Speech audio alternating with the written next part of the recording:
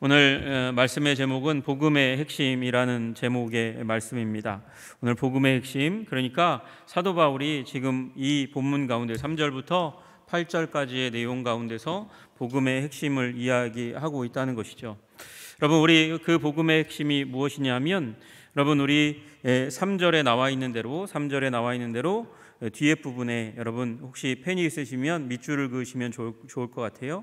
죽으시고라는 것입니다. 우리 죄를 위하여 죽으셨다는 것입니다.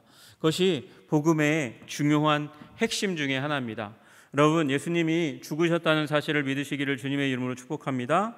특별히 우리 죄를 위해서 죽으신 그분에 대한 믿음을 여러분 가지시기를 주님의 이름으로 축복합니다. 또 하나 4절에 우리 바울이 복음의 핵심으로 강조하는 것은 성경대로 사흘 만에 다시 살아나셨다는 것입니다. 여러분, 복음의 핵심은 죽으셨다가 살아나셨다는 것, 그것이 지금 사도 바울이 얘기하는 복음의 핵심이에요.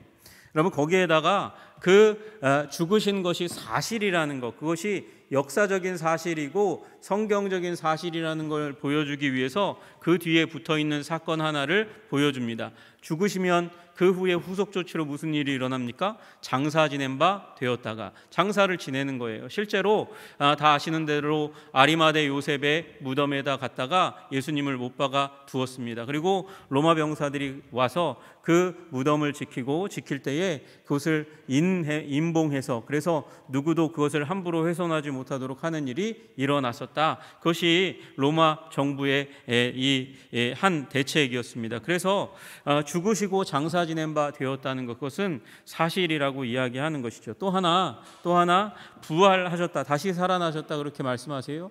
다시 살아났다는 게 어떻게 사실일 수 있습니까? 그것을 목격한 사람들이 많이 있다고 이야기하는 것이죠. 여러분, 중요한 거는요, 사도 바울이 지금 이 복음의 핵심에다가 다른 어떤 것을 더하려고 하지 않고 있다는 것입니다. 여러분, 사도 바울은 지금 고린도 전서를 통해서 자신이 받았던 복음이 무엇인지를 상세하게 설명합니다. 여러분, 설명할 때 그 권위를 더하기 위해서 하는 일이 무엇인지 아세요? 이 권위를 더하려고 하기 위해서 설명을 덧붙이는 일을 굉장히 많이 합니다. 누가 얘기했네 이런 부분들을 많이 인용해서 갖다 붙입니다. 그런데 사도 바울은 이 단순한 사실, 예수님에 대한 이 사실을 이야기하고 있고 그것을 자신이 받은 것이라고 이야기하고 있습니다.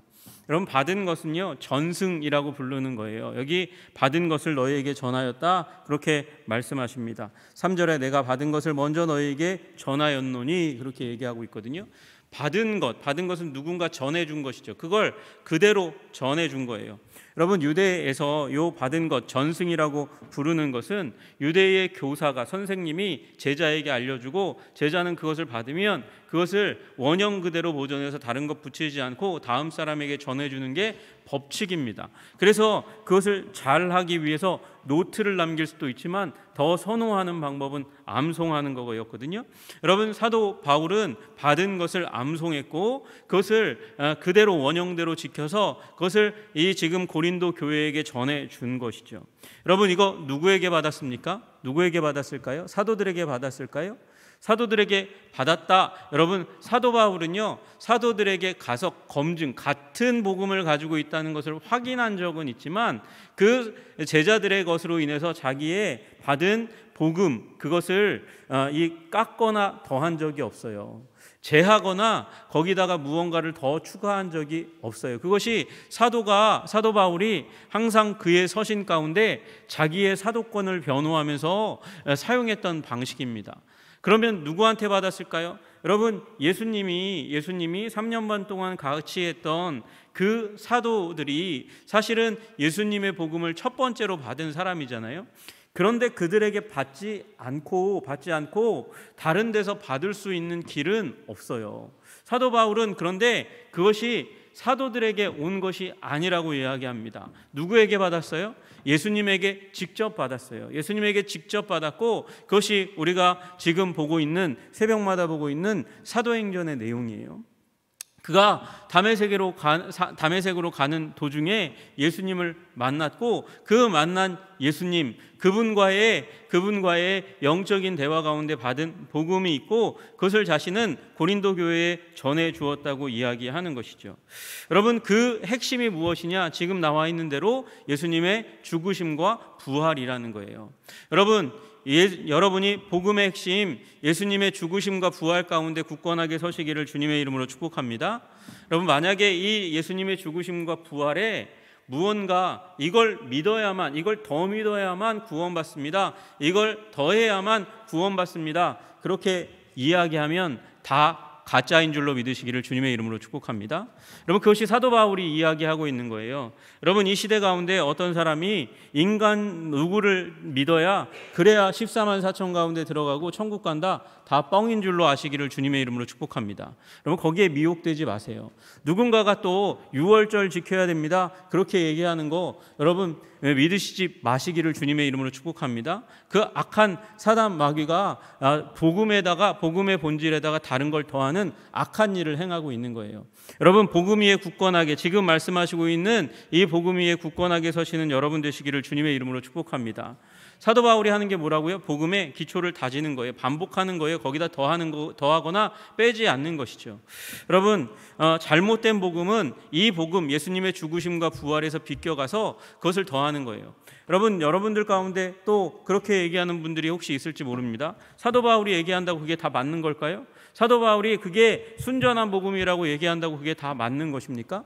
여러분, 사도 바울이 얘기한다고 다 맞는 것은 아닌데요. 그런데 사도 바울이 얘기한 것이 사도들에게, 제자들에게 주신 것과 꼭 같기 때문에 그래서 그게 진리이고 복음인 줄로 믿으시기를 주님의 이름으로 축복합니다. 여러분, 제가 사도행전 강의하고 있는데 이제 15장쯤 가면, 15장에 예루살렘 공의회라고 부르는 그 장에 가면 사도들의 받은 복음과 바울이 받은 복음이 하나이고 일치하고 다르지 않다는 사실을 발견해요. 누구와 싸우면서요? 이 유대인들 가운데서 회심한, 그래서 할례 받아야 됩니다, 더하기를 한 사람들, 율법을 지켜야 됩니다, 더하기를 한 사람들과 완전히 다르게 사도 바울은 주장하고요. 그 주장을 사도들이 받아요. 사도들이 꽃같이 받아서 사도 바울의 손을 들어줍니다. 바나바의 손을 들어줍니다. 여러분, 그러면서 바울과 그리고 사도들의, 제자들의 복음이, 예수님께 받은 복음이 서로 일치하는 사실을 확인하게 되는 역사적인 장면이 나오게 됩니다. 여러분, 그래서 사도 바울이 이야기한 것이 정통이고, 거기다 무엇인가를 더하면 그것이 저주받을 복음이 되는 거예요. 여러분, 인간적인 아무리 훌륭한 사람이라도 그 사람 통해서 구원받습니다, 아니요, 오직 예수로 말미암아 구원받는 줄로 믿으시기를 주님의 이름으로 축복합니다. 오직 예수로 구원받는다는 말은 예수님께로 가는 길에 누군가를 더하면 안 돼요. 여러분, 그것도 가짜 복음이에요. 가짜 복음. 여러분, 그거 아시기를 주님의 이름으로 축복합니다. 여러분, 우리 성경 안에 굉장히 많은 중요한 내용들이 있어요. 물론 그 중요한 내용들이 있지만 죽으심과 부활이 핵심이에요. 여러분, 동정녀 탄생이라든지 예수님이 사시면서 무죄한 삶을, 죄가 없으신 삶을 살았다, 당연한 거예요. 그러나 여러분, 그거 몰라도 구원받는데 전혀 지장이 없습니다. 예수님이 나를 위해서 죽으셨고 부활하셨다는 사실을 굳건하게 믿으시기를 주님의 이름으로 축복합니다. 예수님의 기사와 이적도 있고요, 영광스러운 승천의 이야기도 있고, 그리고 하나님 보좌 우편에 앉으셔서 영원토록 주님께서 다스리신다, 예수님이 다스리신다는 중요한 진리도 있습니다. 재림의 진리도 있습니다. 그러나 죽으심과 부활이 가장 중요한 진리임을 믿으시기를 주님의 이름으로 축복합니다. 여러분, 이것은 또한 말씀드린 대로 역사적인 사건이에요. 역사적인 사건. 예수님께서 사흘 만에, 장사 지내고 나서 사흘 만에 부활하셨다. 그래서 6월절, 그 6월절에 돌아가셨고, 사흘 동안 그 6월절 앞둬서 돌아가시고, 그리고 사흘 동안 무덤 가운데 있다가 살아나신 역사적인 사실입니다. 여러분, 이 진리 가운데 예수님의 죽으심과 부활, 그 위에 서시기를 주님의 이름으로 축복합니다. 그런데 여러분, 그 가운데서 우리가 기억해야 될 몇 가지 중요한 사실이 있어요. 여러분, 예수님의 몸의 부활에 대해서요, 여러분, 이것은 물리적인 육체적인 부활이라는 사실을 믿으시기를 주님의 이름으로 축복합니다. 여러분, 육체적인 부활, 물리적인 부활, 물리적인 부활, 피지컬한 물질적인 부활이라는 사실을 예수님께서 보여주시기 위해서 부활하셔서 제자들에게 뭘 보여주셔요? 몸을 보여주셨어요. 손을 보여주시고 옆구리를 보여주셨어요. 여러분, 그리고 그것이 사실이라는 것을 보여주기 위해서 여기 이제 5절부터 시작해서 세 사람에 대해서 이야기합니다. 게바가 나오고요, 그리고 야고보가 나오고요, 그 다음에 또 누가 나와요? 만삭되지 못하여 난 자 같은 나에게도 보이셨다, 바울에게도 보이셨다, 그렇게 이야기합니다. 게바에게 보이셨어요. 그리고 야고보에게 보이셨어요. 야고보는 누구 얘기하는 걸까요? 야고보는 주의 형제 야고보를 이야기하는 것입니다. 예수님의 이 어머니가 같은 동생 야고보에 대해서 이야기하는 거예요. 야고보는요, 예수님을 메시아라고 살아있을 때, 예수님 살아계실 때 믿지 않았던 사람이에요. 여러분, 그러나 나중에 예루살렘 교회의 베드로를 이어서 책임자가 되잖아요. 믿는 자가 되었어요. 왜 믿는 자가 되었을까요? 예수님의 부활을. 그는 쫓아다니면서 예수님의 말씀을 듣고 예수님의 그 신성을, 그 고치심을 인정한 사람이 아니에요. 누가 제일 믿기 어려워요? 옆에 있는 사람이 제일 믿기 어렵거든요. 그런데 야고보가 믿었다는 얘기는 여러분, 예수님이 죽으시고 부활하신 게 사실이라는 거예요. 그리고 여러분, 또 한 명 절대 믿지 않을 만한 사람이 있잖아요. 누구요? 사울이라는 사람. 여러분, 이 사람은 예수 믿는 자를 핍박하고 죽이고 그 운동에 불을 꺼뜨리려고 했던 사람인데, 그가 결국은 예수님을 믿게 되는 그 자리 가운데 나옵니다. 그리고 이 신약 성경의 서신서 대부분이 누가 씁니까? 바울이 쓰는, 그 사울, 박해자였던 사울이 쓰는 일이 일어납니다. 그러니까 이런 반대자들, 이해할 수 없는 사람들도, 결국은 부인한 사람들도 목격하게 된 예수님의 부활, 그러니까 예수님의 부활은 사실이라고 이야기하는 것이죠. 여러분, 부활의 진리 가운데 서시기를 주님의 이름으로 축복합니다. 여러분, 어떤 사람은 그렇게 얘기해요. 사도 바울이요, 빈 무덤을 믿지 않았다는 거예요. 빈 무덤을 믿지 않았다는 거예요. 여러분, 사도 바울의 서신 가운데 무덤, 비었다, 빈 무덤이라는 단어가 한 번도 안 나오기 때문에 이런 얘기를 하는 사람이 있습니다. 그러나 여러분, 오늘 보세요. 장사 지난 바 되었다가 다시 살아나셨대요. 살아나시고 그 형제, 이 세 사람, 게바와 그리고 야고보와 만삭되지 못하여 난 자 같은 나에게도 보이셨다. 여러분, 그러니까 빈 무덤을 믿은 거지, 믿지 않고 어떻게 이런 말을 씁니까? 또 누구에게 보이셨습니까? 12제자 같은 이 대상이긴 하지만 또 사도, 12사도에게 보이셨고 500여 형제에게 보이셨다고 얘기하면서 이게 역사적인 사실이라는 것을 분명하게 이야기하고 있습니다. 여러분, 예수님은 부활하셨다는 거예요. 죽을 몸이, 썩을 몸이 썩지 아니하는 몸으로 다시 살아났다. 여러분, 이것은 매우 중요한 진리입니다. 여러분, 이 부활의 진리, 그리고 육체적인 부활의 진리 가운데 서시기를 주님의 이름으로 축복합니다. 여러분, 우리 사도신경 외우시잖아요. 사도신경 맨 마지막에 우리는 외울 때마다 이것을 고백하고 있어요. 죄를 용서받는 것과 몸의 부활과, 여러분, 몸의 부활, 예수님이 몸으로 부활하셨고 우리도 몸으로 부활할 것에 대해서 사도신경에서 항상 고백하는데, 믿지 못한다? 이건 그 고백이 정확하지 않다는 걸 의미하는 것이죠. 여러분, 예수님이 몸으로 부활하셨고 여러분도 몸으로 부활할 것을 믿으시기를 주님의 이름으로 축복합니다. 여러분, 사도행전 17장 32절에 그렇게 말씀하세요. 그들이 죽은 자의 부활을 듣고 어떤 사람은 조롱도 하고 어떤 사람들은 이 일에 대하여 내 말을 다시 듣겠다 하니 라고 이야기합니다. 여러분, 죽은 자의 부활의 이야기를 듣고 어떤 사람은 조롱했다 그래요.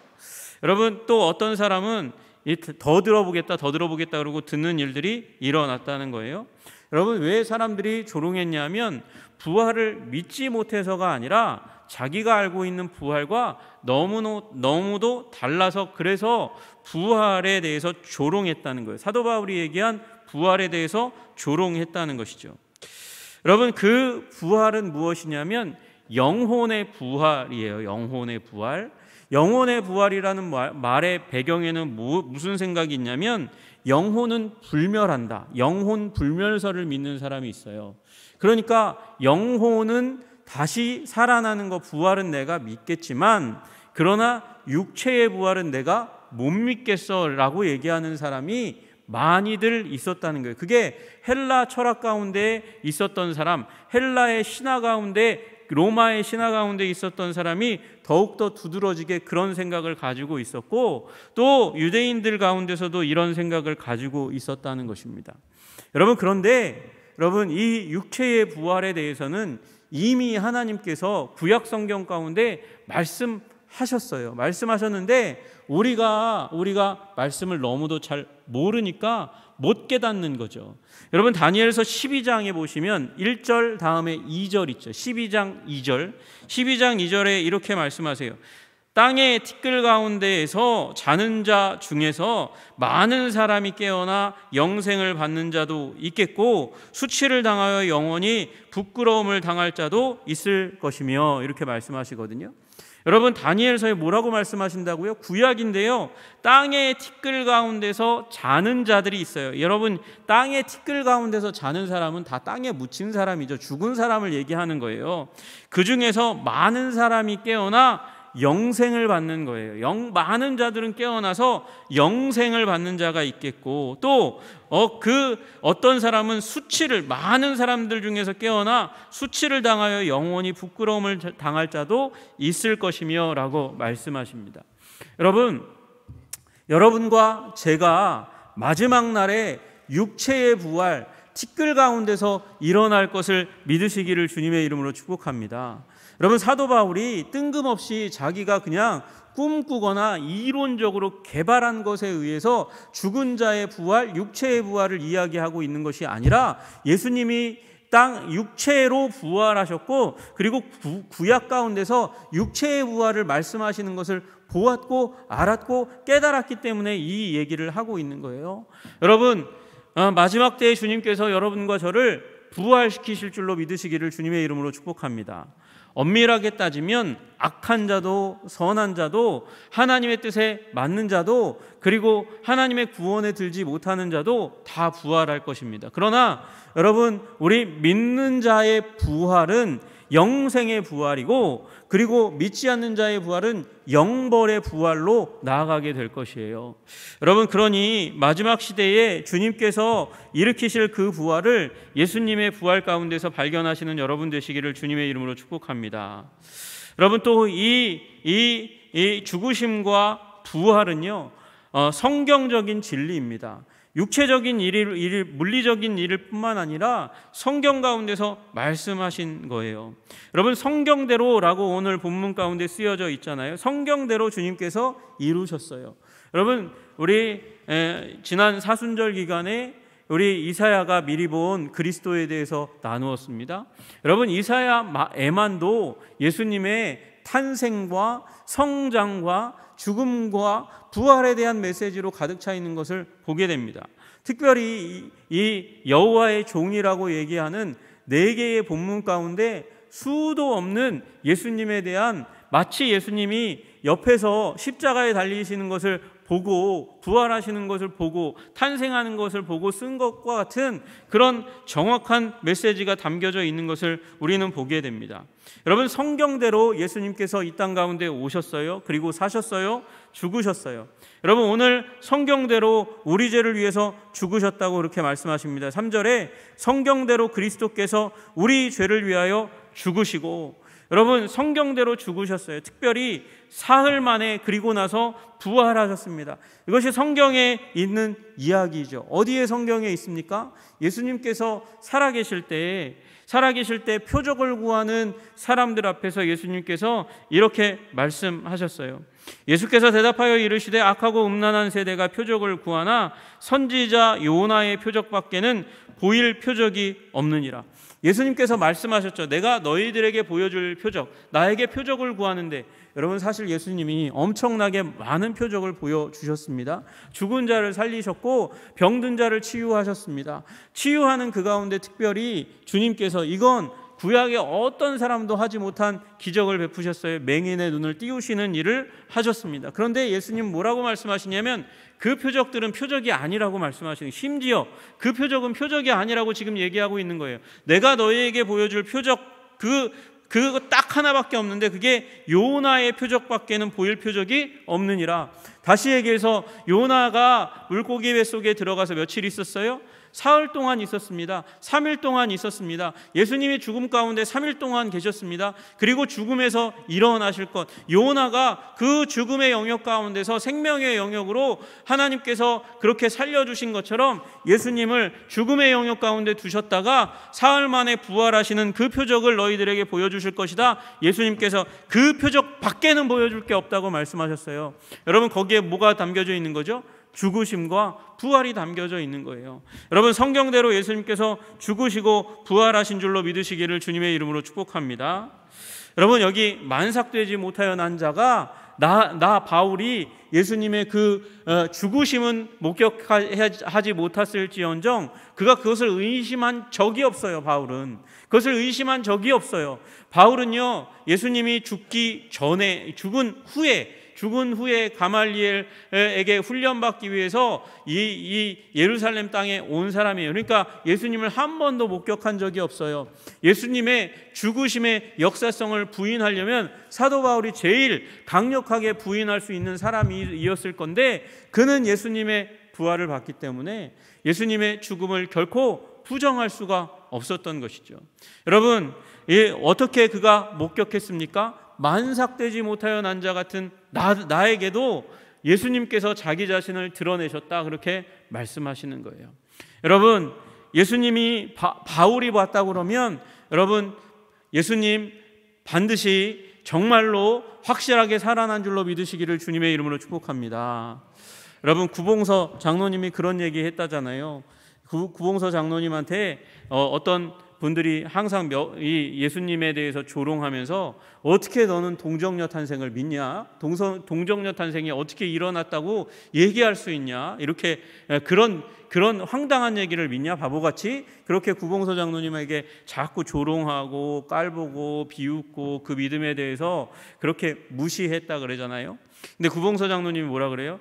야, 그 마리아의 남편 요셉이 믿었으면 그게 사실이지. 야, 남편도 믿는데 왜 니네들이 못 믿어? 그러면서 오히려 질타를 했다 그러잖아요. 여러분, 안 믿을 만한 가장 정확한 사람이 누구예요? 바울이에요. 바울은 핍박자였어요. 못 본 사람이에요. 그러나 부활하신 예수님 안에서 예수님의 죽음도 목격했습니다.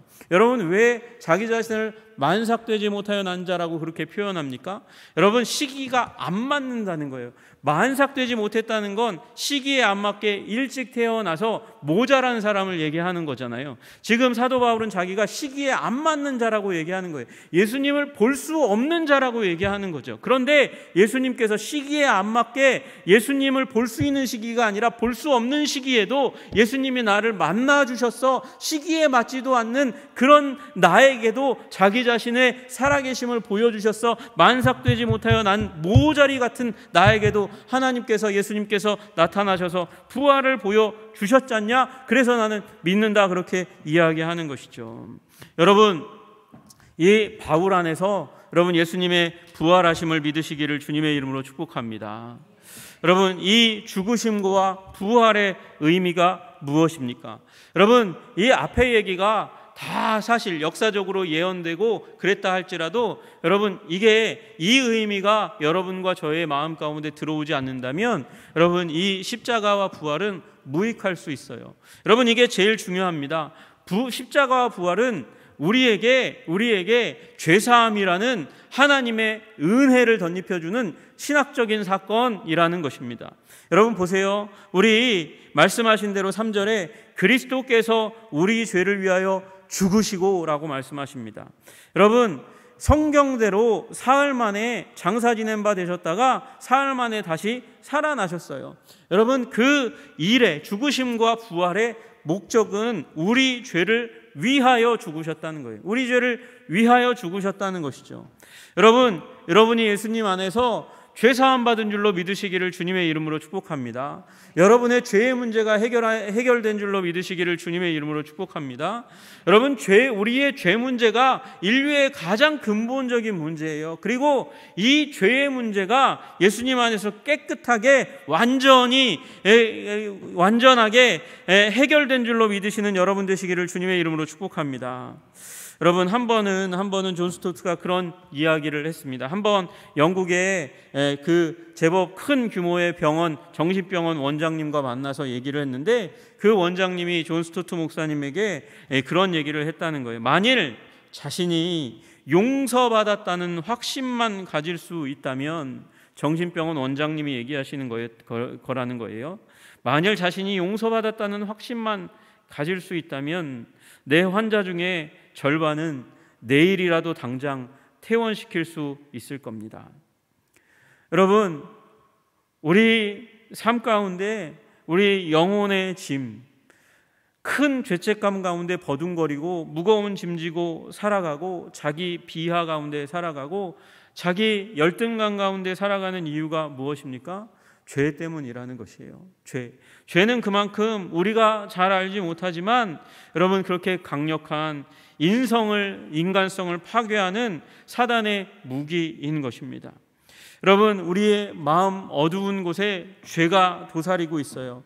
누구한테 보여주지 못할 그런 어두움이 있습니다. 너무도 수치스러운 그 과거의 행동과 말과 생각들이 우리를 괴롭히고 우리를 무가치한 존재로 만들어 갑니다. 하나님 앞에서뿐만 아니라 내가 사랑하는 가족들 앞에, 친구 관계 앞에 그렇게 우리 자신을 비하합니다. 정죄하고 고통스럽게 합니다. 여러분, 그러나 예수님께서 오늘 말씀하신 대로 우리를 죄로부터 깨끗하게 하기 위하여 죽으신 줄로 믿으시기를 주님의 이름으로 축복합니다. 예수님은 이 말씀을 너무도 많이 하셨어요. 여러분, 마태복음 26장 28절에 예수님 뭐라고 말씀하십니까? 예수님께서 제자들과 함께 더불어서 새 언약의 그 성만찬 예식을 베푸시면서 말씀하세요. 이것은 죄사함을 얻게 하려고 많은 사람을 위하여 흘리는 바 나의 피 곧 언약의 피니라. 여러분, 무엇을 위해서요? 이것은 죄사함을 얻게 하려고 많은 사람을 위하여 흘리는 바 나의 피 곧 언약의 피라고 말씀하세요. 약속하셨고 약속하신 대로 피를 흘리시는데 그 피는 죄사함을 위한 것이라고 말씀하십니다. 여러분, 이 예수님의 죄사하기 위하여 흘리신 피가 진짜라는 사실을 어떻게 알 수 있습니까? 이 보혈이 죄를 없이 하는 효과가 있다는 것을 어떻게 알 수 있겠습니까? 여러분, 우리 인생의 죄짐의 문제를 해결하실 유일한 키가 예수님의 보혈이라는 사실을 우리가 어떻게 긍정할 수 있겠습니까? 여러분, 부활했기 때문에, 우리 주님께서 부활하셨기 때문에, 그래서 그분이 생명의 주님이라는 사실을, 하나님 그분 자신이셨다는 사실을 증명하셨기 때문에 그 죽으심이 죄를 사하는 죽음임을 깨달아 하시기를 주님의 이름으로 축복합니다. 여러분, 사도 바울이 계속해서 얘기해요. 사도 바울은 이 논리를 강력하게 이야기합니다. 만일 부활이 없었다면 끔찍한 상황이 벌어졌을 거라고 이야기합니다. 제자들이 자기 자신이 거짓 증인이 되었을 것이라고 그렇게 이야기합니다. 여러분, 만약에 부활이 없었다면 우리 사도들의 복음 증거가 다 거짓말이고, 그러면 신자들이 죄사함 받지 못하고, 그리고 그리스도인으로 죽은 이들은 그냥 소멸되는 인생, 저주받은 인생으로 끝날 거라는 거예요. 그러나 예수님께서 정말 죽음에서 부활하셨고 다시 사셨다면 우리 예수님의 죽으심은 죄를 사하시는, 죄를 없이 하시는 죄의 권세를 깨뜨리시는 그 죽으심임을 믿으시기를 주님의 이름으로 축복합니다. 예수님은 결코 헛되게 죽으신 분이 아니에요. 여러분, 우리 인생 가운데 살아갈 때 가장 힘든 것이 무엇입니까? 여러분, 그것이 우리 이 죄의 문제, 이거 빼놓고 인생 가운데 가장 힘든 문제 중에 하나는 빚지는 것입니다. 여러분, 빚을 계속해서 불어나게 만듭니다. 세상은 그런 구조를 만들어서 빚지고는 못 살게 만듭니다. 그래서 빚을 크게 지면 사람이 괴롭게 고통스러워하다가 결국 죽는 길을 선택하는 거예요. 도망가거나 죽는 길을 선택하는 거예요. 경제적인 빚이 그렇게 무섭고 무겁고 어려운 것입니다. 여러분, 그런데 죄가 바로 이와 같다고 이야기하는 거예요. 여러분, 죄의 짐을 지면 결국 사람은 신음하고 고통스러워하다가 죽습니다. 그리고 거기서 벗어날 수 없다고 이야기하고 있습니다. 그런데 예수님께서 이 빛이 다 탕감되었다라고 채무가 탕감되었을 때 쓰는 말을 예수님께서 십자가에서 사용하셨습니다. 테텔레스타이, 다 이루었다, 내가 다 해결했다, 다 갚았다라고 말씀하시는 언어를 사용하시는 거예요. 여러분, 예수 그리스도 안에서 다 해결된 줄로 믿으시기를 주님의 이름으로 축복합니다. 여러분, 예수님이 다 해결하셨는데 자꾸 이 시대가 거짓 선지자들이, 거짓 구원자들이 나타나서 꼬입니다. 더럽게 만들고 있습니다. 예수님이 만드신 깨끗하고 그렇게 아름다운 구원의 길을 더럽히고 있습니다. 여러분, 그 길에서 돌아서시기를 주님의 이름으로 축복합니다. 이 한국교회 가운데 그런 세력들은 다 망할지어다. 여러분, 이 땅 가운데서 자꾸 예수 그리스도 이외에 다른 복음을 이야기하는 그런 세력들 가운데 들어가는 자들은 결국 사도 바울이 얘기한 대로 천사라도 저주를 받는 거예요. 여러분, 그 길을 기웃거리지도 마시고 오직 예수 그리스도 복음 가운데 사시기를 주님의 이름으로 축복합니다. 여러분, 제가 한 번은 그런 적이 있어요. 제가 한 번은 우리 이제 학교에 갔다 와가지고요, 버스에서 내렸거든요. 버스에서 내려가지고 집으로 가려고 하는데 두 친구가 저의 어깨 동무를 딱 하는 거예요. 그리고 저의 어깨를 꽉 붙잡고 못 가게 만들어요. 못 가게 만들면서 쭉 끌고 가면서 돈 내놓으라고 얘기해요. 돈 내놓으라고. 야, 돈 내놔, 돈 내놔. 제가 막 가다가 돈 없다고 얘기하다가 주머니에 막 뒤적뒤적거리고 가방 뒤적뒤적거리다가 제가 어느 앞에서 갑자기 소리를 확 질렀어요. 야, 이놈들아! 그러면서 제가 예수 믿지 않을 때니까 욕해도 용서하세요. 그러면서 야, 왜야? 그러고 막 소리를 질렀어요. 어느 앞에서 그랬게요? 저희 어머니 가게 앞에서 그렇게 소리를 질렀어요. 그리고 어머니가 그 얘기를 듣고 가게에서 확 튀어나오셨어요. 그리고 저는 어떻게 했어요? 저보다 큰 아이들이지만 제가 몸부림을 팍 치고 그리고 어머니에게로 탁 달려갔죠. 그래서 구출함을 받았어요. 여러분, 그 두 사람을 제가 어디서 만났는지 아세요? 제가 고등학교 2학년 말 거기 우리 친구한테 전화하고 찾아갔던 천호동 교회에서 만났어요. 천호동 교회에서 그 친구들을 만났어요. 제가 깜짝 놀랐죠.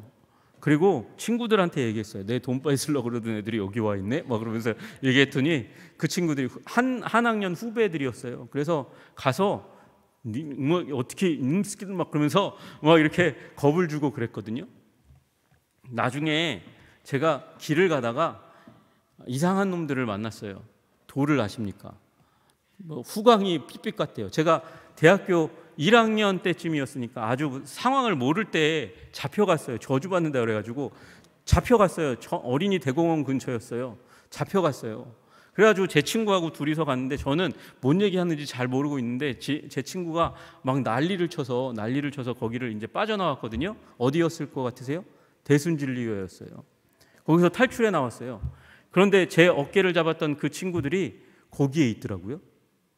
거기에 있었어요. 어디에 있었던 친구들이? 교회에 있었던 친구들이 대순진리교에 거기에 있는 거예요. 대학교 1학년 때니까 제가 재수하고 갔으니까 걔네들은 이제 고등학교 갓 졸업했을 때인데 걔네들은요 호객 담당 직원으로 거기 이제 포교원으로 거기 있는 거예요. 제가 얼마나 황당했게요. 여러분, 예수 믿는 사람들이 자꾸 복음에 사로잡히지 않고 여러분 다른 이익에 사로잡히면 추잡한 자리 가운데 들어가게 되는 거예요. 더러운 자리 가운데 들어가게 되는 것입니다. 여러분, 오직 예수 그리스도의 복음만 믿으시는 여러분 되시기를 주님의 이름으로 축복합니다. 자꾸 더하기 하는 복음을 얘기하는 사람은 여러분 배척하세요. 그건 성경적인 진리가 아니에요. 예수님의 죽으심과 부활, 너무도 간단한 진리가 복음입니다. 이 복음 안에서 성령님께서는 성령 세례를 허락해 주셨어요. 여러분, 언제 할례 받는다고 성령 세례를 주십니까? 여러분, 언제 율법 준수한다고 성령 세례를 주셨어요? 아니요. 오직 예수 그리스도를 구주요 주님으로 믿을 때 사도행전 사도행전 보세요. 그때에 주님께서 우리 유대인들에게 성령으로 세례 주시고, 그리고 사마리아인들에게 성령 세례 주시고, 그리고 이방인 고넬료에게도 다른 것 아니고 오직 예수님의 죽으심과 부활을 믿을 때에, 선포되었을 때, 그것을 믿을 때에 그때 성령이 임하신 줄로 믿으시기를 주님의 이름으로 축복합니다. 여러분, 그래서 이것이 진정한 진리가 되는 거예요. 성령님이 임하셨다는 것은 그 복음이 성령님이 인정하시는, 다시 얘기해서 삼위 하나님이 인정하시는 복음의 본질이라고 이야기하는 거예요. 성령이 임하셨다는 건 결제도장을 찍어주신 것이죠. 여러분, 결제도장 찍어주셨는데 결제해달라고 쫓아다니면 그건 바보 같은 짓이에요. 여러분, 주님께서 이미 그 죽으심과 부활 가운데, 예수님의 죽으심과 부활 가운데 결제도장 찍어주신 줄로 믿으시기를 주님의 이름으로 축복합니다. 다른 복음이 필요 없는 줄로 믿으시기를 주님의 이름으로 축복합니다. 그 복음 믿으면 우리는 천국이 보장된 거예요. 뿐만 아니라 오늘의 삶 가운데 성령께서 능력을 부어주심으로 말미암아 그리스도를 닮아가는 성결한 삶이 가능한 줄로 믿으시기를 주님의 이름으로 축복합니다. 여러분, 그러니 그 죽으심과 부활 가운데 나를 두시기를, 나의 현주소를 두시기를 주님의 이름으로 축복합니다. 다른 걸 더하지 않고 오직 예수님과 예수님의 죽으심과 부활 가운데 생명의 능력을 받아 누리시는 여러분과 저 우리 한성의 모든 권속들 되시기를 주님의 이름으로 축복합니다. 기도하겠습니다. 주님, 우리 고린도전서 15장 가운데 사도 바울이 얘기하는 복음의 본질은 예수님이 죽으시고 부활하셨다는 것입니다. 죽으심이 정말 역사적인 사실이라는 것을 보여주시기 위해서 예수님이 장사 지낸 바 되셨다고 말씀하고 계십니다.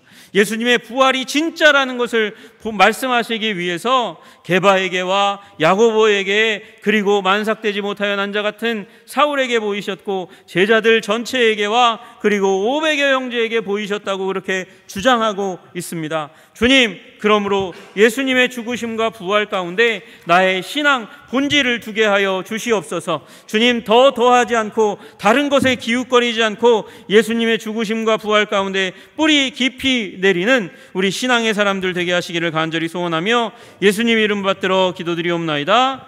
아멘.